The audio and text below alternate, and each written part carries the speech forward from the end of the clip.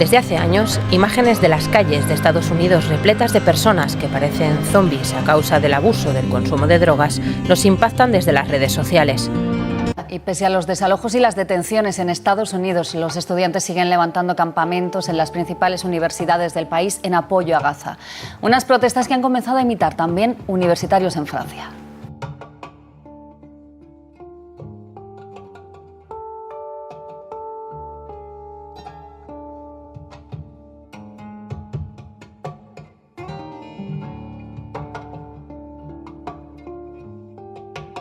I really see something that said, take a look at what happened.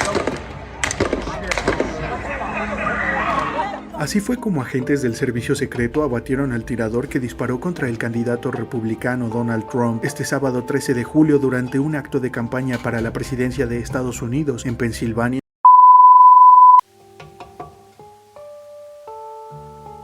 Hace algunos siglos, el profeta francés Nostradamus dejó escritos algunas profecías sobre el futuro de Occidente que dan muchísimo miedo.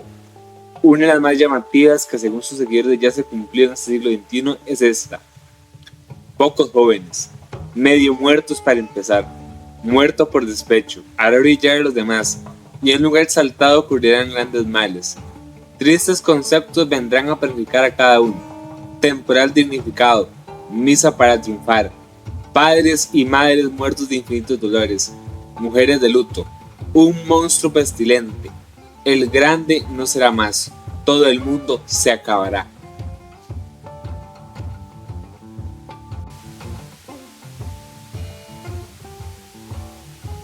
¿A qué se refería Nostradamus con esa perturbadora predicción? El farmacéutico de Provenza, según sus traductores, estaba hablando en clave de la devaluación social que está enfrentando Estados Unidos actualmente, ya que la superpotencia no está en sus mejores días, y el nuevo orden propuesto por China no es ninguna esperanza, sino que es bastante siniestro debido a la extraña mezcla de capitalismo de Estado, gobierno comunista y totalitarismo digital que hace que no sea nada agradable, el mundo multipolar con los que se hacen pajas mentales, los resentidos de siempre. La cita de hoy es para conocer por qué Estados Unidos, la tierra del dólar y la libertad, se ha vuelto una república bananera, según las palabras de dos gringos famosos. El célebre escritor O. Henry por el lado cultural y por el sector económico, el empresario y político Donald Trump, lo cual debe darte una idea de la gravedad del asunto. ¿Preparados?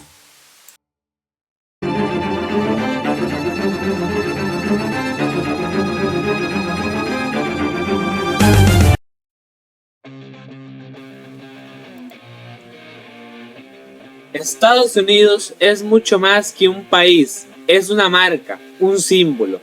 una idea. Para un gran número de personas, la nación americana es la tierra de las oportunidades, la nación más capitalista del mundo, donde si le pones ganas puedes salir adelante, el faro de la democracia. Pero para otros, especialmente los más resentidos, Yanquilandia es la tierra del consumo desenfrenado, de la avaricia como ideal máximo, del imperialismo que quiere hacer como Roma en todos sus aspectos negativos. Si quieres saber mi opinión, América es un país que tiene sus luces y sombras, porque si bien es el representante de la libertad económica y las oportunidades, porque tengo amigos y conocidos que se fueron allá a trabajar para poder vivir mejor, Estados Unidos es un país cuyos políticos tienen la maldita maña de meter la nariz donde no les importa. Y esto se vio en guerras como la guerra de Vietnam y la de Irak. Y esas entrometidas, en vez de mejorar las condiciones socioeconómicas de los países que recibirán libertad y democracia entre comillas, las termina empeorando. Eso no quiere decir que los países alternativos que hacen cadenas de letanías hablando pestes contra Tío Sam sean mejores, porque China y Rusia también tienen actitudes imperialistas bastante peores que las americanas, siendo el caso de Ucrania, donde Putin invadió a su vecino para quitarle sus recursos. Y si nos vamos al tiempo soviético, cuando se metieron a Afganistán e hicieron una guerra contra los opositores al régimen islámico, algo que ya te expliqué en un video de 2022. Por su parte, China es bien conocida por patrocinar políticos basura de izquierda para que cuando sean gobiernos se endeuden, porque como es bien sabido que los zurdos odian la calculadora y el equilibrio fiscal, después tengan que pagar esos préstamos en especie, entregando recursos naturales como litio y petróleo a precios de miseria. Dicho en maicero: mami, ponme ese culito en bandeja que yo te doy.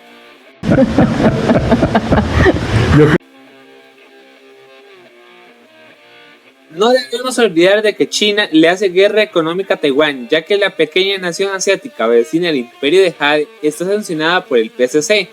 Pero a pesar de ello, Taiwán es la economía 21 del mundo y no tiene escasez de productos, porque es capitalista, a diferencia de cierta dictadura comunista caribeña que vive exponiendo excusas del embargo estadounidense para ocultar que el socialismo no funciona. Volviendo al tema de por qué Estados Unidos se volvió una república bananera, vamos a analizarlo por tres ejes: el económico, el cultural y el político.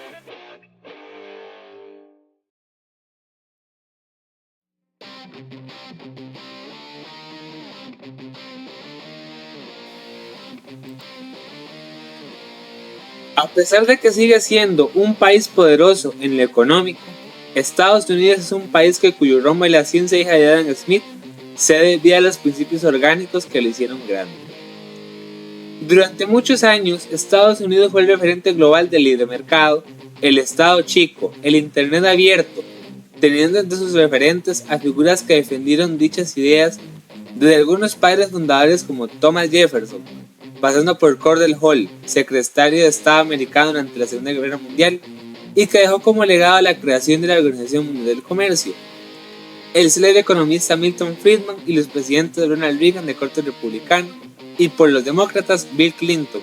que dijo que Internet sería un espacio virtual de libre comercio global.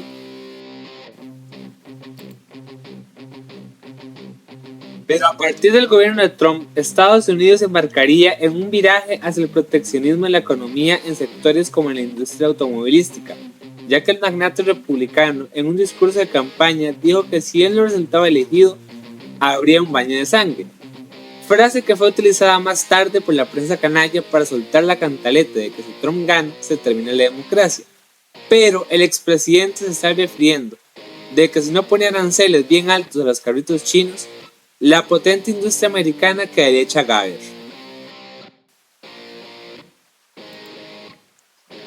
Aunque lo que hace China con su industria es moralmente cuestionable porque basa su competitividad en salarios de hambre, lo cual es contrario no solo al ideal socialista de la teoría, porque en la práctica los comunistas siempre fueron explotadores,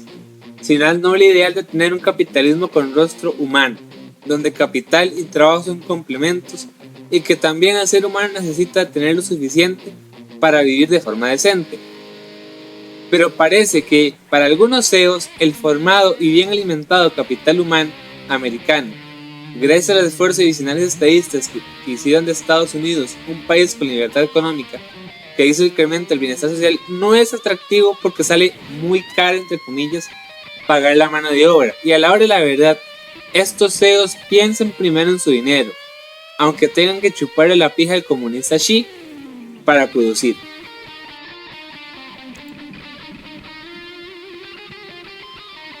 ¿Quiere decir que las cargas sociales muy altas son beneficiosas para el pueblo trabajador? No, tampoco, porque Bolivia es un país sudamericano con una informalidad súper alta, un 81% de su población que labora sin seguro ni garantías sociales, porque el tenerlo en blanco es tan caro que es prohibitivo. Entonces, ¿por qué el país americano dejó de ser atractivo para tener industrias? La respuesta es compleja, pero puedo decirte que Estados Unidos, a pesar de ser poderoso, no se atreve a llevar a los tribunales de la Organización Mundial del Comercio y la Organización Internacional del Trabajo a China por hacer trampa en la economía global mediante una perversa deformación del principio de ahí, Ricardo, de la ventaja comparativa, y porque a la hora de la verdad el imperio americano necesita hacer comercio con los hijos del rey King porque no tienen un cliente tan demandante como ellos. Dejando de lado el proteccionismo en su economía, Estados Unidos se está alejando de los principios del monetarismo, el liberalismo clásico y el equilibrio fiscal para abrazar el keynesianismo en sus dos últimas administraciones, porque Trump no es liberal y Biden tampoco. Tal vez muchos dirán que gracias a Keynes el capitalismo fue salvado de la recesión de 1929 y que sus medidas llevaron al mundo a la prosperidad y que nuestros abuelos compraron tierras baratas gracias a eso. Pero es momento de recordarte lo que pasó en 1973, cuando ese modelo se agotó y tuvieron que recurrir a las medidas liberales de Friedman para volver a crecer como Dios manda. Los medios focas del DPO dicen que Estados Unidos está haciéndolo muy bien en lo económico, que el desempleo está bajo gracias al plan de inversión pública del gobierno, que la economía de guerra es un éxito y que la gente siente que todo empeora porque las redes sociales están llenas de trumpistas que desinforman y bla bla bla. Pero la inflación está repuntando arriba del 4%, debido a que Tío Sam está financiando guerras externas ajenas a los intereses del pueblo mediante emisión monetaria. Poder comprar una casa es más caro que nunca, los impuestos son altísimos y eso hace que la gente no vea los logros entre comillas del crédito. Si no me crees que el auge económico de Biden es de todo menos orgánico, voy a presentarte la opinión de un experto ahora. Sorprendente ritmo de crecimiento de la economía estadounidense en el tercer trimestre de este año. En términos intertrimestrales, Estados Unidos se expandió a una tasa del 1,2%, lo que en términos anualizados equivale a un crecimiento del 4,9%. Para que nos hagamos una idea de lo intenso que es este crecimiento económico, se trata de la mayor tasa de expansión desde el año 2021,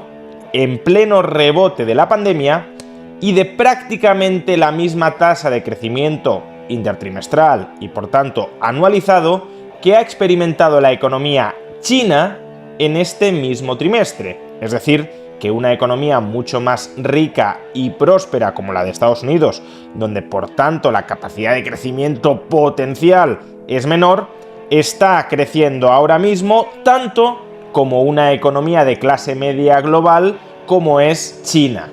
Y todo ello además en el contexto de un vertiginoso incremento en los tipos de interés. Los tipos de interés en la economía estadounidense se han incrementado en el último año y medio desde el 0% hasta el actual 5,25%.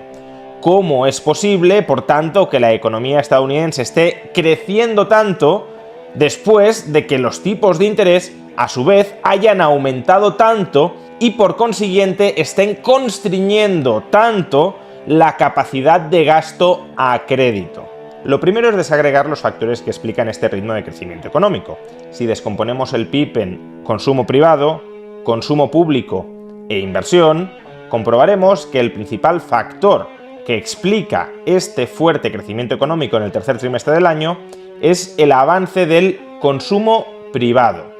Concretamente, más de la mitad de todo el crecimiento del PIB estadounidense durante el segundo trimestre de este año es consumo privado.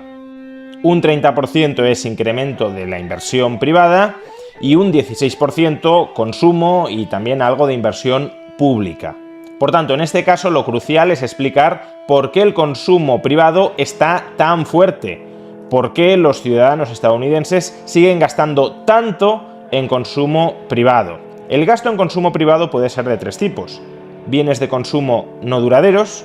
aquellos bienes de consumo que al usarlos desaparecen o se consumen físicamente; bienes de consumo duraderos, aquellos bienes de consumo que puedes utilizarlos recurrentemente en más de una ocasión, por ejemplo un automóvil o una vivienda; y por último los servicios. Pues bien, de estos tres tipos de gasto en consumo privado, ¿cuál es el gasto más importante? ¿Cuál es el gasto que más contribuye a incrementar el consumo privado? El gasto en servicios. Como podemos observar, casi 3/4 partes de todo el incremento del gasto en consumo durante el tercer trimestre del año en Estados Unidos fue mayor gasto en servicios. Alrededor de un 20% de ese incremento fue mayor gasto en bienes de consumo no duraderos y solo un 5% del aumento del gasto fue atribuible a bienes de consumo duraderos. ¿Y por qué esta última descomposición es relevante? Pues porque las subidas de los tipos de interés constriñen, perjudican fundamentalmente al gasto en consumo en bienes duraderos. Los bienes duraderos son aquellos que típicamente se compran más a crédito. Ya lo he mencionado antes: viviendas, automóviles, electrodomésticos, no es que se adquieran solo con crédito, pero la presencia del crédito sí tiene un papel mucho más relevante que en la adquisición de servicios o de bienes no duraderos. Muy poca gente se endeuda para adquirir servicios o para adquirir bienes de consumo no duraderos. En cambio, la demanda de bienes de consumo no duraderos o la demanda de servicios sí está mucho más influida por los ingresos corrientes de los ciudadanos o por su ahorro acumulado. El gasto en servicios o en bienes de consumo duraderos se sufraga con el dinero que tengo ahorrado y con el dinero que estoy ingresando ese mes, por ejemplo, por mi salario. Aquí encontramos parte de la explicación de por qué la subida de tipos de interés todavía no está contrayendo la economía estadounidense. Por dos razones. Por un lado, si la subida de tipos de interés todavía no ha afectado al empleo, y no lo ha hecho, el empleo en Estados Unidos sigue muy fuerte, los ingresos corrientes de los ciudadanos estadounidenses no se están reduciendo. Al contrario, se mantienen o se incrementan. ¿Y por qué la fuerte subida de tipos de interés todavía no está afectando gravemente al empleo en Estados Unidos? Pues porque la influencia contractiva que puede estar teniendo en estos momentos la política monetaria se ve compensada por la influencia expansiva que está teniendo en estos momentos la política fiscal. Como podemos observar en este gráfico, el déficit público de Estados Unidos en el ejercicio fiscal 2023, es decir, desde octubre de 2022 a septiembre de 2023, fue de 1,7 billones de dólares. El mayor déficit público en la historia de Estados Unidos si exceptuamos los años 2020 y 2021. Pero lo relevante es que ese déficit público se incrementó en el ejercicio fiscal 2023 frente al ejercicio fiscal de 2022. Por tanto, en lugar de aplicar una política fiscal contractiva o al menos una política fiscal menos expansiva, el gobierno federal de Estados Unidos está aplicando una política fiscal más expansiva, lo que contrarresta parte de los efectos contractivos que tendría la subida de tipos de interés. Y el otro motivo por el cual la subida de tipos de interés no está afectando significativamente al gasto en consumo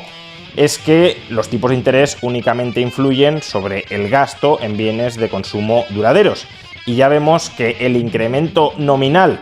en el gasto en bienes de consumo duraderos ha sido prácticamente nulo. Por tanto, ahí sí están afectando. Sin embargo, en el gasto en servicios o en bienes de consumo no duraderos, los tipos de interés tienen una influencia muy pequeña y por mucho que suban, ese gasto no se va a restringir. Pero aún así y con todo, sorprende que el gasto en consumo de los ciudadanos estadounidenses esté creciendo tanto y durante tanto tiempo. ¿De dónde sacan el dinero para sufragar esas importantes compras en bienes de consumo no duradero y sobre todo en servicios? Pues en gran medida, el dinero para sufragar estos incrementos de su gasto en consumo lo obtienen del ahorro acumulado durante la pandemia. Durante la pandemia, tanto Trump como Biden estimularon fortísimamente la economía estadounidense, llegando a repartir cheques a las familias estadounidenses. Esos cheques, que eran transferencias monetarias directas del gobierno a los ciudadanos, fueron en su mayor parte ahorrados durante la pandemia. Y como podemos ver en este gráfico, ese ahorro acumulado entre las familias estadounidenses, que llegó a superar los 2 billones de dólares, algo así como 2 veces el PIB de España, ese ahorro ha ido declinando con el paso de los trimestres conforme el gasto en consumo se iba incrementando. Pero aún así, démonos cuenta de que a los ciudadanos estadounidenses todavía les restan alrededor de 1 billón de dólares en ahorro acumulado del que pueden echar mano para seguir incrementando su gasto en consumo. Por tanto y en definitiva, ¿por qué la economía estadounidense está creciendo tanto? Pues por un lado, por los efectos de la política fiscal expansiva presente,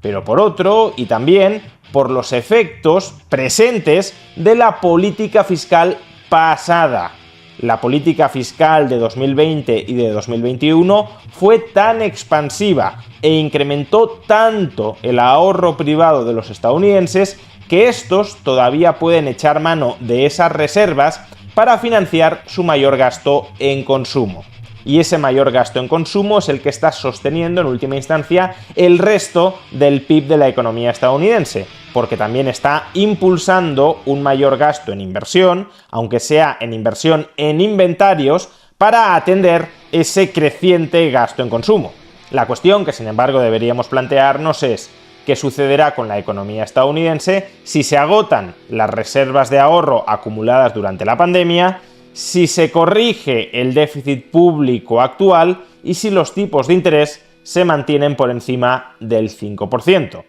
En ese momento probablemente no vengan buenos tiempos. Traducido en lenguaje popular, el keynesianismo es como el crecimiento de un influencer con bots en redes sociales, porque aunque compres cuentas falsas para verte influyente, entre comillas, los bots no compran los productos que anuncias, y cuando los patrocinadores y la propia red social se den cuenta,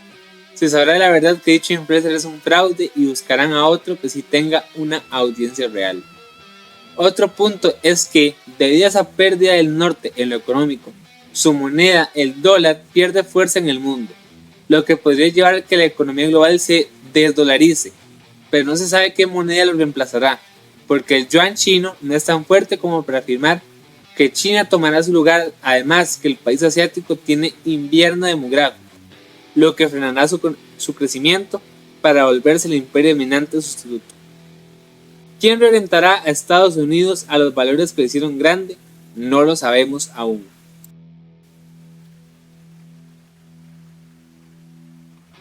Estados Unidos es la Roma actual, un imperio que no solo ha tenido poder económico a través del dólar como moneda de reserva internacional, poder militar y también poder cultural. Como te he explicado en videos anteriores, la cultura es muestra de poder. Es un medio para promover ideales y valores deseables en la sociedad a través del arte. Si tienes una edad, es probable que recuerdes que muchas de tus películas favoritas provienen de la nación americana, e incluso si estás suscrito a este canal es probable que hayas visto análisis de algunas de ellas aquí,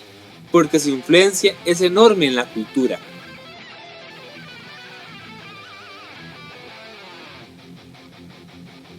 Algunas películas que han sabido promocionar los valores y principios americanos son Forrest Gump, que cuenta con la vida de Forrest Gump, un hombre con un bajo coeficiente intelectual, pero con un corazón puro que, a pesar de sus limitaciones, participa en momentos cruciales de la historia estadounidense y alcanza un éxito extraordinario. Un gran cineasta americano en el género épico es Cecil B. DeMille, con obras que se convirtieron en clásicos de Semana Santa como Los 10 Mandamientos y Sansón y Dalila, piezas de celuloide que le hicieron una leyenda, además de que hoy en día existen unos premios que llevan su nombre. En el cine bélico destaca la película Salvando al Soldado Ryan, que cuenta la historia de un grupo de soldados americanos que son enviados a rescatar a un paracaidista cuyos 3 hermanos han muerto en combate durante la Segunda Guerra Mundial. La película resalta el sacrificio y el honor en tiempos de guerra.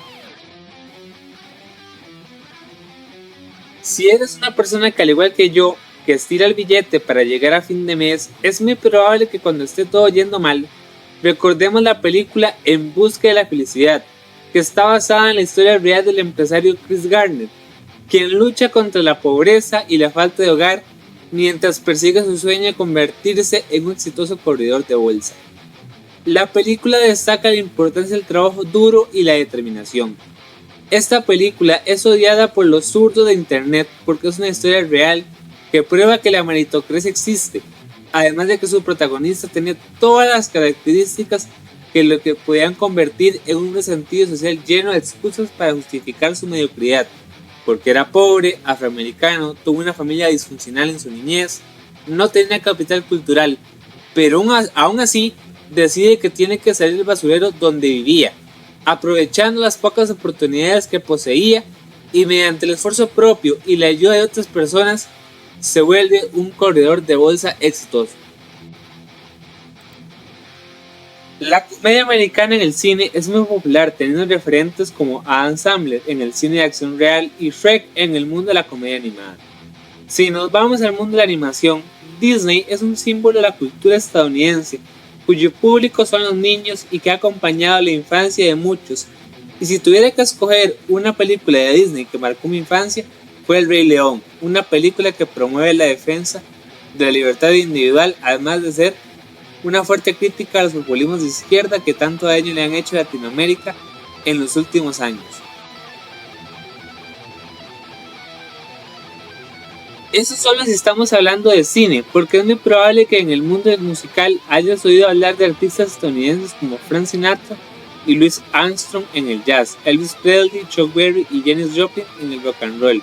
mientras que en el hard rock heavy metal es probable que se te sean familiares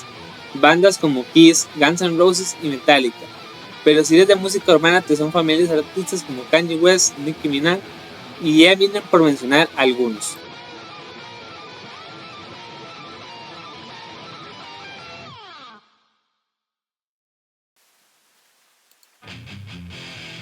Si nos vamos al mundo literario, Estados Unidos ha tenido grandes escritores como Lovecraft en el mundo del terror con su popular Cthulhu, Ernest Hemingway con sus obras como Por quién dobla las campanas, del cual la banda de heavy metal Metallica haría una canción, Edgar Allan Poe con sus cuentos oscuros, y en tiempos recientes está George R. Martin, al que seguro conoces por sus novelas de Canción de Hielo y Fuego, que fueron adaptadas para la televisión bajo el nombre Juego de Tronos. Estos son solo algunos de los artistas y creadores más conocidos que tiene el país del dólar. ¿Pero está viviendo Estados Unidos una decadencia cultural? La respuesta es que sí, porque si te fijas en los últimos años, sus películas, sus libros y música han tenido un gran bajón de calidad y por varias razones.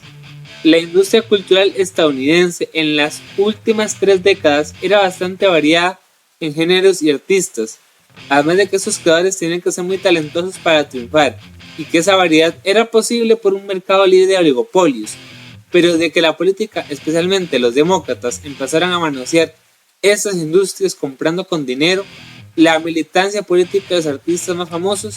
todo empezó a podrirse. Esa es la razón de por qué casi todos los artistas gringos parecen tener un monodiscurso y son progres, entre comillas, defensores de la justicia social en público, aunque en privado no estén de acuerdo con la corrección política progresista. ¿Qué obtienen estos trabajadores culturales con tragar chele del partido de los burgos? Simple, que los sellos musicales, las editoriales y los estudios cinematográficos que les dan un jornalito pueden acaparar el mercado saltándose las leyes antimonopolio, debido a la colusión con sus socios políticos. Esto a la larga es perjudicial para el público porque nos condena a ver productos de bajísima calidad llenos de ideología política asfixiante,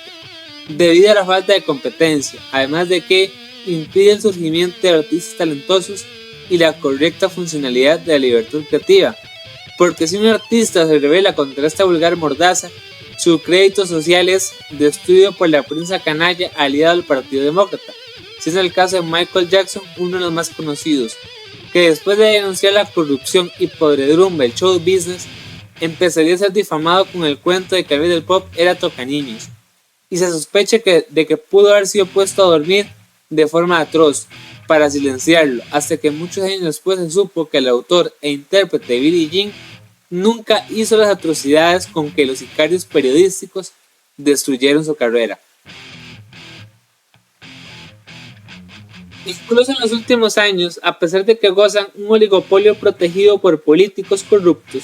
empresas como Disney en 2023 se llevaron fracasos comerciales con sus películas panfletarias. Netflix cada día pierde más suscriptores por meter inclusión forzada en sus series. ¿Pero por qué siguen empeñados en seguir con esta cantaleta del progresismo? La respuesta está en los estándares ESG promovidos por algunas empresas muy poderosas de gestión de inversiones como BlackRock, grupo que patrocina la perversa Agenda 2030. Los criterios ESG son un acrónimo en inglés de los términos ambiente, sociedad y gobernanza, donde las empresas califican por cuánta responsabilidad social tienen en la economía. Entre más diversas, más ambientalistas y progresistas sean esas empresas, más puntos ESG reciben, y con ello acceden a beneficios como menor pago de impuestos, mejor financiación crediticia, entre otros.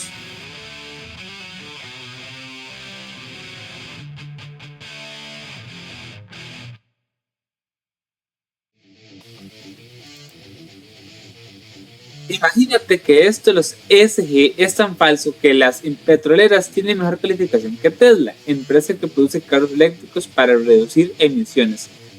Todo por declaraciones hechas por su dueño Elon Musk, donde este critica la ideología woke. Disney y Netflix están dispuestos a hacer lo que sea por chupar la tita de la ubre de los ESG, aunque eso signifique bajar calidad en sus productos y espantar las audiencias que los consumen. ¿Pero es esto sostenible a largo plazo?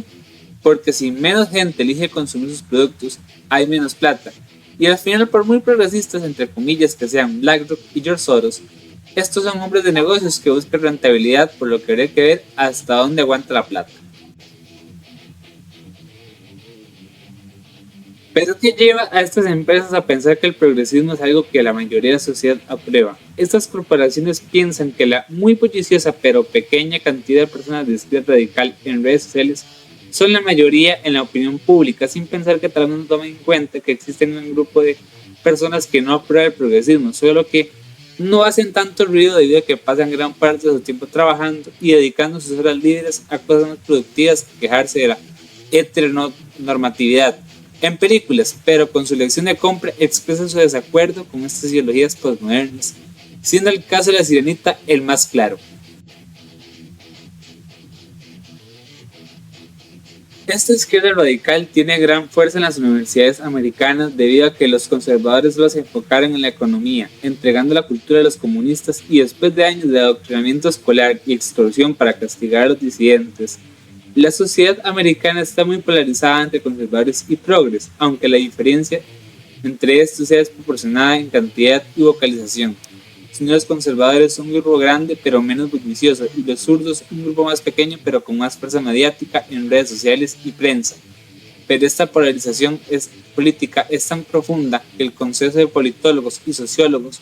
está hablando que la Unión Americana podría caer en una guerra civil mucho más cruda que la del siglo XIX. Y es en la tercera parte del video que vamos a hablar del tercer eje de la decadencia de Estados Unidos, la debilidad política.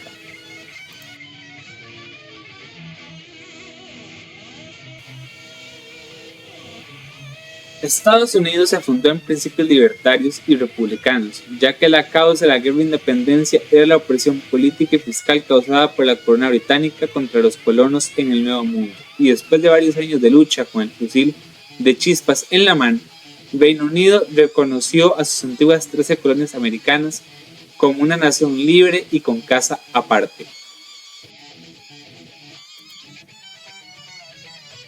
Esos principios libertarios y republicanos inspiraron a los países hispanos del sur a realizar lo mismo en 1821 en Centroamérica, mientras que su consagración en la Constitución sería un referente para otras naciones como la Argentina del Verde, que tomando como ejemplo esos principios estadounidenses creó la Constitución de 1853 y unas décadas más tarde sería la nación gaucha, una de las más ricas del mundo al principio del siglo XX. Antes de que la decadencia peronista la llevara al puesto 144 en el índice de libertad económica. Pero esos principios libertarios y republicanos que abrazó la tierra del dólar se están desvaneciendo en los últimos años, debido a una serie de factores políticos que voy a explicarte.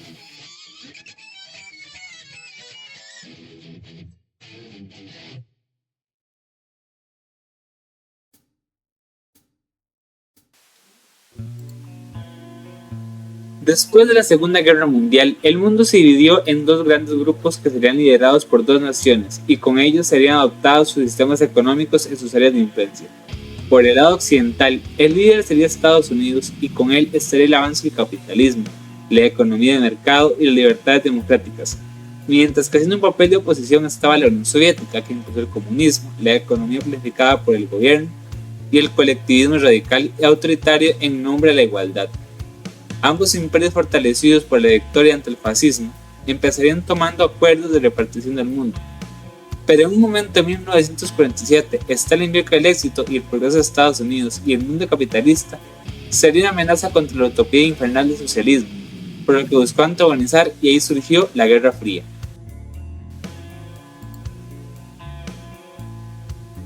Estados Unidos, utilizando sus propios recursos, impulsó el Plan Marshall para reconstruir a Europa mediante la iniciativa empresarial, creó programas sociales y un estado de bienestar llamado Guerra contra la Pobreza, Invirtió en la ciencia para crear nuevas armas y una ruta para llegar al espacio, y cometer el comunismo involucrándose en guerras directamente como la de Vietnam o patrocinando de forma oscura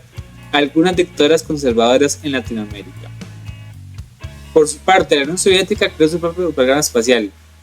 patrocinó revoluciones comunistas en países pequeños de Europa del Este, y después de que Cuba empezó a ser gobernada por los hermanos Castro, los soviéticos le empezarían a meter dinero para utilizar la isla caribeña como una base para exportar movimientos guerrilleros de izquierda para llegar al poder en Latinoamérica y obtener recursos naturales a precios de miseria, siendo ejemplos conocidos como los montoneros en Argentina, senderos lombrios en Perú, los grupos narcosocialistas en Colombia, entre otros. Pero en los años 70 todo se pudrió para ambas naciones, ya que Estados Unidos, debido a su alto gasto público en tecnología militar, de financiamiento a países satélite y generosos programas sociales, llevaron a que esos programas se hicieran mediante emisión monetaria y deuda, lo que provocaría que durante el gobierno de Jimmy el Cartero se desatara una crisis económica en el bloque occidental. Por su parte, la Unión Soviética se quedó estancada en lo económico por la excesiva burocracia, la falta de mercado y empresas privadas, y la represión política de la disidencia, porque el socialismo es una porquería desde la teoría, y esto causó que la Unión Soviética quebrara, y aunque Gorbachev trajo medidas liberalizadoras en lo económico y social, esta potencia comunista se desmembró en 1991 para no volver más. Estados Unidos, para salir de su crisis, aplicó un plan de ajuste macroeconómico para sanar sus finanzas públicas basado en las ideas del liberalismo clásico e influenciado por el brillante economista Milton Friedman, que, aunque fue doloroso, fue necesario y el imperio americano volvió a crecer como Dios manda. Las condiciones de vida de los estadounidenses mejoraron, la pobreza disminuyó, pero se acrecentó la desigualdad social, y como los conservadores se enfocaron solo en la economía y la cultura fue entregada a la izquierda, los eruditos fueron convenciendo poco a poco de que el libre mercado es malo y que soy pobre es por culpa de los millonarios. Ese descontento social fue creciendo poco a poco, y como otras minorías sociales como los sexualmente diversos y los migrantes empezaron a ganar más derechos y poder adquisitivo, dejando de lado la marginalidad, empezarían a aparecer grupos sociales que, debido a la influencia del neoliberalismo progresista de Obama, empezarían a volver a ser marginados, como los campesinos, los cristianos conservadores y pro vida, los obreros de todas las etnias vulnerables, porque muchos de sus trabajos en la industria fueron eliminados porque muchas empresas se fueron a instalar a China, los hispanos trabajadores y pequeños emprendedores ya establecidos en Estados Unidos, ya que gracias a la mala imagen de algunos de sus compañeros que se fueron a la nación americana a seguir chupando el estatal y que, no contentos con eso, empezaron a realizar fechorías, lo que llevó a que muchos fueran deportados, y porque siempre pagan justos por pecadores, los blancos empezarían a verlos mal. Todas esas situaciones hicieron que en 2016 la elección la ganara Donald Trump, un empresario conservador antisistema que, mediante su estilo gerencial en lo económico y su habilidad para confrontar con las élites, ganó el apoyo de todos esos marginados, que gracias a él obtuvieron empleos formales, la economía creció a ritmos históricos y hubo un estate quieto a la dañina agenda progre de los demócratas. Aunque su gestión fue buena, el magnate republicano tiene cosas criticables como ser proteccionista y negar el cambio climático, cosas que le quitan puntos en mi opinión y que podrían debilitar la economía a largo plazo, porque quien se encierra en sí mismo y no salta de circunstancias desaparece del mapa. Su mandato dividía el imperio de los padres fundadores en dos grandes grupos, los partidarios de corte conservador nacionalista y sus enemigos directos, que pasaron a ser socialdemócratas y giraron totalmente a la izquierda en su versión más radical. Muchos teóricos de las ciencias sociales han llegado al consenso de que la Unión Americana podría llegar a su fin y convertirse cada estado en un mini país en Norteamérica. Esto ya ha sucedido en la historia del mismo Estados Unidos con la Guerra Civil, cuando Abraham Lincoln, primer presidente republicano, llegó al poder en 1861, que buscó, desde una perspectiva conservadora en lo económico y social, terminar con la esclavitud en Estados Unidos, ya que los republicanos estaban convencidos de que si los afroamericanos empezaban a trabajar por un salario, estos empezarían a consumir, por lo que podría crearse negocios enfocados en esa sección del público y hacer más grande la economía nacional, algo que los demócratas del sur trataban de impedir porque es un modelo de negocio algo explotador, depende de la esclavitud para ser rentable. Estas dos visiones de la economía laboral llevaron a una guerra civil que gracias a Dios fue ganada por los republicanos y los afroamericanos empezarían a ganar derechos y con ello el país empezaría a ser reconstruido. Pero como los demócratas del sur no aceptaban que los no blancos fueran iguales ante la ley, se establecieron leyes discriminatorias que hacían que no hubiera mestizaje voluntario o que a la hora de trabajar en la oficina hubiera un baño exclusivo para cada grupo étnico, con la desventaja de que el sanitario para afros estaba más lejos y con ello reducir su productividad. Estas injusticias serían abolidas a finales de los años 50 y principios de los años 60 con el movimiento de derechos civiles que fue liderado por el pastor cristiano Martin Luther King y que tuvo el apoyo de políticos de ambos partidos de la política estadounidense, porque durante los últimos años del gobierno republicano del general Eisenhower y el gobierno demócrata de Kennedy, la discriminación institucional por el color de piel fue abolida y en la actualidad los afroamericanos no tienen ningún impedimento cultural ni político para emprender, conseguir empleo y aspirar a cargos públicos del gobierno. Entonces, ¿qué podría causar la Segunda Guerra Civil estadounidense en el futuro cercano? La razón es que al igual que Abraham Lincoln, Donald Trump dividió el país en dos, porque por un lado están los conservadores que defienden la familia, la libre empresa, la meritocracia y la igualdad de oportunidades, la mano dura ante el crimen, los intereses nacionales y la no intervención en conflictos internacionales, mientras que los demócratas defienden ahora las leyes de cuotas de minorías en las empresas e instituciones, aunque esas minorías no cumplan la labor de la mejor manera. Defienden el colectivismo, el malnutricionismo prenatal hasta los 9 meses, la ideologización woke en todos los aspectos de la sociedad, la segregación racial bajo la consigna de que la convivencia entre distintos grupos estimula la desaparición del grupo más vulnerable, algo que se vio en el estreno de películas como Black Panther que pedían salas solo para no blancos, petición que asustaría el padre de los derechos civiles, el ambientalismo radical y misántropo,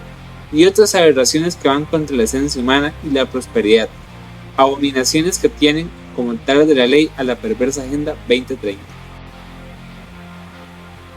Estas dos formas de ver al mundo han hecho que la nación americana esté al borde de una guerra civil y que dicho conflicto podría iniciarse con la proscripción de Donald Trump de las elecciones del 24 por parte del Estado profundo, ya que al no poder encontrar una causa real de inhabilitación como el asalto al Capitolio que no fue promovido por él y que tener documentos clasificados en casa no es suficiente porque los mismos demócratas han tenido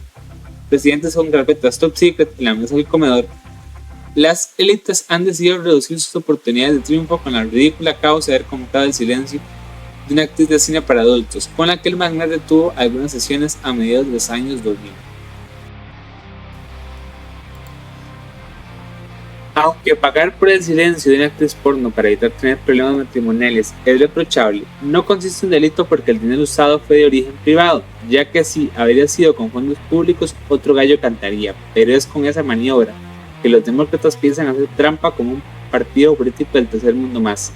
porque saben que el gobierno de Biden ha sido muy malo y con lo visto en el debate de final de junio, Sleepy Joe no tiene chances de reelegirse.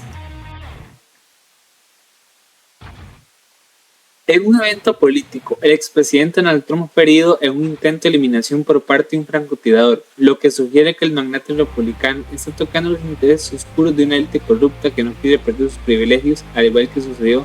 con Kennedy en 1963, y del cual los medios y el Estado profundo han intentado ocultar la información verdadera sobre sus causas. ¿Qué pasará más adelante con la nación americana? Aún no lo sabemos con certeza y como dicen los chinos, vivimos en tiempos interesantes donde la menos pensado podría materializarse. Si te ha gustado este video, dale like y compártelo con tus amigos. Si quieres apoyar mi trabajo y quieres conocer todo mi material, te recomiendo suscribirte. En la descripción te dejo mis redes sociales para que puedas estar en contacto conmigo, ya que publico mi día a día y dejo mucho material avanzado que te encantará. Te lo ha contado Adrián y te deseo dulces sueños.